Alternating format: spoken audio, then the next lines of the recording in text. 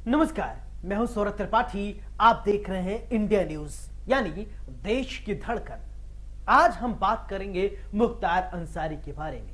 पूरी कहानी आपको बताने की कोशिश करेंगे। आखिरकार मुख्तार अंसारी जराइम की दुनिया से निकलकर राजनीति में किस तरीके से बाहुबली बन गए। बाहुबली विधायक मुख्तार अंसारी 2022 के विधानसभा चुनाव नहीं लड़े। जराइम और सियासत की दुनिया के एक ऐसा नाम जो आज किसी भी परिचय का मोहताज नहीं है, वो जेल में बंद है। गाजीपुर के मऊ विधानसभा सीट से लगातार 5 बार विधायक विधानसभा का सफर तय कर चुके मुख्तार अंसारी जेल में बंद है, लेकिन जेल से ही अपनी सियासत को चमकाते रहे। फिलहाल वो मुख्तार अंसारी के बारे में आज हम आपको बताएंगे। कुछ ऐसे पहलू हैं जो कुछ लोग जानते हैं, कुछ लोग नहीं जानते। मुख्तार अंसारी फिलहाल बांदा के जेल में बंद हैं। और बात किया जाए मुख्तार अंसारी की, तो ये एक रसूखदार परिवार से ताल्लुक रखते हैं। वहीं से यानी विरासत में इनको सियासत मिली, लेकिन उन्हें यहां पहुंचने के लिए जराइम की दुनिया से होकर गुजरना पड़ा। असल में मुख्तार अंसारी का ताल्लुक गाजीपुर के संभ्रांत मुस्लिम परिवार से है।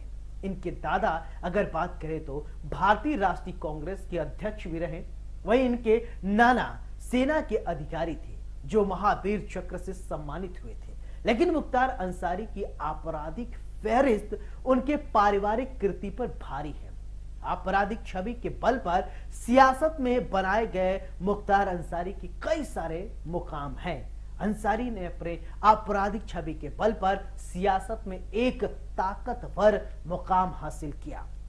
अगर बात करें 1996 में पहली बार बहुजन समाज पार्टी के टिकट पर मऊ विधानसभा से चुनाव लड़े और जीत हासिल कर विधानसभा पहुंच गए। इसके बाद राजनीतिक गलियारे में बाहुबली मुख्तार अंसारी की तूती बोलने लगी।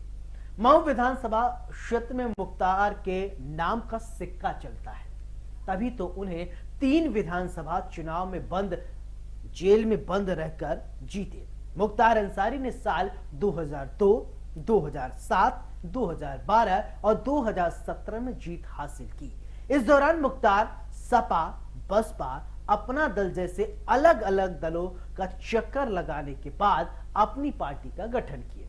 मुख्तार अंसारी का नाम 2005 में उस वक्त पूरे देश में चर्चित हो गया जब बीजेपी विधायक कृष्णानंद राय की हत्या में उनका नाम सामने आया और यह कहा जाने लगा कि मुख्तार का नाम इसमें है। 2005 में एक विधायक की हत्या के मामले में उनका नाम जब सामने आया तो राजनीतिक गलियारों में हलचल मच गया। हालांकि जब कृष्णानंद राय की हत्या हुई तो उस समय मुख्तार अंसारी जेल में थे, लेकिन इस बात की चर्चा थी कि मुख्तार अंसारी ने जेल से ही विधायक कृष्णानंद राय की हत्या करा दी। बसपा से चुनाव जीतने के बाद मुख्तार का सियासी कद इतना बढ़ गया कि पार्टी के बंटवारे में भी हस्तक्षेप यानी टिकट के बंटवारे में भी हस्तक्षेप करने लगे। इस दौरान बसपा में टिकट बंटवारे को लेकर बसपा सुप्रीमो यानी मायावती से उनकी कड़वाहट सामने आई। इसके बाद उन्हें कौमी एकता दल का उन्होंने गठन किया, चुनाव में जीत हासिल की। बाद में बसपा में ही इस पार्टी का विलय कर लिया गया। वहीं इस चुनाव में उनका बेटा अगर बात किया जाए तो मऊ से गठबंधन सपा के साथ चुनावी मैदान में आए, टिकट पर चुनाव लड़ा।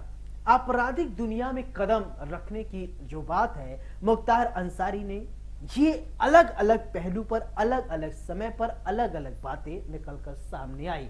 1988 में पहली बार हत्या के एक मामले में उनका नाम सामने आया था। हालांकि मुख्तार अंसारी के खिलाफ कोई पुख्ता सबूत पुलिस नहीं जुटा पाई थी, लेकिन इस बात को लेकर वो चर्चाओं में आए थे। 1990 के दशक में मुख्तार अंसारी के लिए बड़ा अहम था, यानी छात्र राजनीति के बाद जमीनी कारोबार और ठेकों की वजह से अपराध की दुनिया में कदम रख चुके थे मुख्तार अंसारी। पूर्वांचल के मऊ, गाजीपुर, वाराणसी और जौनपुर में उनके नाम का सिक्का चलने लगा था। राजनीति में पहला कदम और गैंगवार की अगर बात करें तो 1995 में मुख्तार अंसारी ने राजनीति की मुख्य धारा में कदम रखा था। 1996 में मुख्तार अंसारी पहली बार विधानसभा चुनाव जीते और उसके बाद से ही उन्हें ब्रजेश सिंह के सत्ता को हिलाना शुरू कर दिया था। 2002 आते आते इन दोनों के गैंग ने पूर्वांचल के सबसे बड़े गिरोह बनकर सामने आए। इसी बीच एक दौरान यह कहा जाता है कि ब्रजेश सिंह ने मुख्तार अंसारी के काफिले पर हमला करा दिया। ये कहा जाता है दोनों तरफ से गोलीबारी हुई। इस हमले में मुख्तार के 3 लोग मारे गए। ब्रजेश सिंह इस हमले में घायल हो गए थे और उनके मारे जाने की अफवाह फैला दी गई और यह अफवाह इस तरीके से फैली जैसे जंगल में आग लगने की खबर होती है। पूरे पूर्वांचल में यह खबर फैल गई। इसके बाद बाहुबली मुख्तार अंसारी पूर्वांचल में अकेले गैंग लीडर बनकर उभरे, यानी कोई आसपास भी भटकने वाला नहीं था। मुख्तार चौथी बार विधायक बने। ब्रजेश सिंह के वापसी हुई। हालांकि बाद में ब्रजेश सिंह जिंदा पाए गए तो लोग चौंक गए कि अरे ये कैसे हो सकता है, जिस ब्रजेश सिंह के मरने की अफवाह फैला दी गई थी आखिरकार वो जिंदा कैसे हो गए। फिर से दोनों के बीच में झगड़ा शुरू हो गया। अंसारी के राजनीतिक प्रभाव का मुकाबला करने के लिए ब्रजेश सिंह ने भाजपा नेता कृष्णानंद राय के चुनाव अभियान का समर्थन किया। अगर ये बात है साल 2002 की, उत्तर प्रदेश विधानसभा चुनाव में मोहम्मदाबाद से मुख्तार अंसारी के भाई और 5 बार के विधायक अफजाल अंसारी को हराया था। बाद में मुख्तार अंसारी ने दावा किया कि कृष्णानंद राय ने ब्रजेश सिंह के गिरोह को सरकारी ठेके दिलाने के अपने राजनीतिक कार्यालय का इस्तेमाल किया, उन्हें खत्म करने की योजना बनाई। कृष्णानंद राय हत्याकांड का आपराधिक मामले लगातार सामने आए। मुख्तार अंसारी जेल में बंद थे उस समय। इसी दौरान बीजेपी विधायक कृष्णानंद राय को उनके 6 साथियों के साथ सरेआम गोली मारकर हत्या कर दी गई। हमला में 6 AK-47 राइफलों का इस्तेमाल किया गया। बताया जाता है कि इस हमले में करीब 400 से ज्यादा गोलियां चलाई गई और मारे गए 7 लोगों के शरीर में करीब 67 गोलियां बरामद हुई थी। इस हमले का एक महत्वपूर्ण गवाह शशिकांत राय 2006 में रहस्यमय परिस्थितियों में उसको मृत्यु हो गई, मृत पाया गया। उसने कृष्णानंद राय के काफिले पर हमला करने वालों में से अंसारी और बजरंगी के निशानेबाजों और अंगद राय और गोरा राय को पहचान लिया था। कृष्णानंद राय के हमला के बाद मुख्तार अंसारी का दुश्मन ब्रजेश सिंह गाजीपुर मऊ क्षेत्र से भाग निकला था। साल 2008 में उसे उड़ीसा से फिलहाल गिरफ्तार कर लिया गया। 2008 में अंसारी की हत्या के एक मामले में गवाह धर्मेंद्र सिंह अपने हमले का आरोपी बनाया गया था और हालांकि बाद में पीड़ित ने एक हलफनामा देकर अंसारी के खिलाफ कार्रवाई रोकने का अनुरोध किया, रिक्वेस्ट किया। 2012 में महाराष्ट्र सरकार ने मुख्तार पर मकोका लगा दिया था। उनके खिलाफ हत्या, अपहरण, फिरौती सहित कई सारे आपराधिक मामले आज भी मुख्तार के खिलाफ दर्ज हैं, जिसकी वजह से मुख्तार अंसारी बांदा के जेल में आज बंद है।